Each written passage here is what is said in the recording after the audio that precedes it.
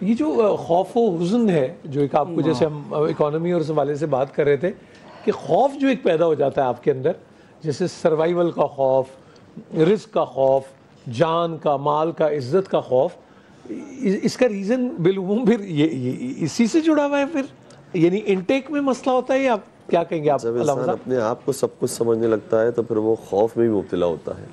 جب سمجھ رہا ہوتا ہے کہ میں پیسہ کما کے لا رہا ہوں, یہ میری اولاد ہے, یہ میری چیزیں ہیں, یہ میرا مکان ہے, یہ میری سواری ہے, تو پھر ایک وقت وہ آتا ہے کہ جب وہ بڑھاپے کا شکار ہوتا ہے, موت سے قریب ہونے لگتا ہے, تو پھر وہ خوفزدہ ہو جاتا ہے کہ اب کیا ہوگا میرا.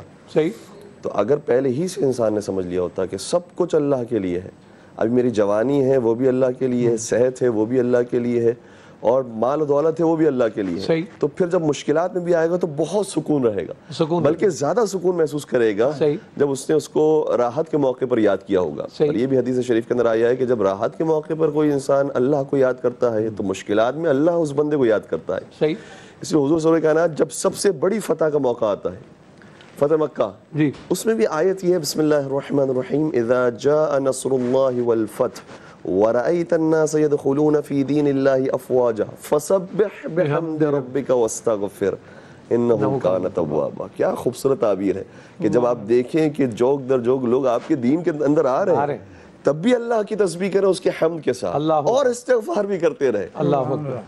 اور پھر یہاں پر تعبیر یہ ہے, وہ اس کو آپ تواب پائیں گے. اچھا, یہ بڑا خوبصورت لفظ ہے تواب. ہم جب توبہ کرتے ہیں تو ہم تائب کہلاتے ہیں جی. پروردگار کس بارے میں توبہ کرتا ہے کہ وہ تواب کہلائے؟ یہ تو تصور نہیں ہو سکتا. پھر آخر ماجرا کیا ہے, وہ پروردگار کس معنی میں تواب کہلاتا ہے؟ علماء کرام نے اس کی بڑی خوبصورت تعریف کی اور تفسیر بیان کی. فرمایا بات یہ ہے کہ جب انسان اللہ کی طرف رخ کرتا ہے تو وہ ایک مرتبہ رخ کرتا ہے, وہ تائب کہلاتا ہے. لیکن پروردگار وہ ہے کہ جو 2 مرتبہ رخ کرتا ہے, پہلے توفیق توبہ دیتا ہے, پھر قبولیت توبہ بھی دیتا ہے. اس لیے وہ زیادہ ہماری طرف پلٹنے والا ہے. اور اصل لفظ جو توبہ کا بھی دیکھا جائے اس کا مطلب ہے پلٹنا. پلٹنا, واہ. اس کا مطلب معافی یا مغفرت نہیں ہے, پلٹنا. ہم ایک مرتبہ پلٹتے ہیں, وہ رب بار بار پلٹتا ہے ہماری طرف.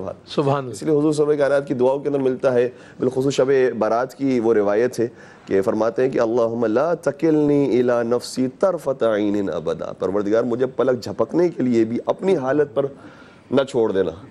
اگر میری حالت پر تو نے مجھے چھوڑ دیا, ختم ہو گیا انسان. اور لوگ یہ سمجھ رہے ہوتے ہیں کہ اگر خدا نے ہمیں اپنی حالت پہ چھوڑ دیا میں بہت اچھا مینج کر لوں گا. کتنی بدبختی کی بات ہے. تھوڑی سی دیر نہیں گزرنی ہے, انسان کو پتہ چل جائے گا کہ جو میرے لیے مشکلات آئی تھی وہ بہت آسان تھی ان مشکلات کے مقابلے میں جو دنیا والوں کے اوپر آ رہی. تھوڑا سا باہر نکلیں, تھوڑا سا ماحول کو دیکھیں. یہ بھی روایات کے اندر آیا ہے کہ انسان کی روح کیسے تازہ ہوتی ہے. فرمایا المشی والرکوب, چلنے سے اور سواری کرنے سے انسان کی روح تازہ ہوتی ہے.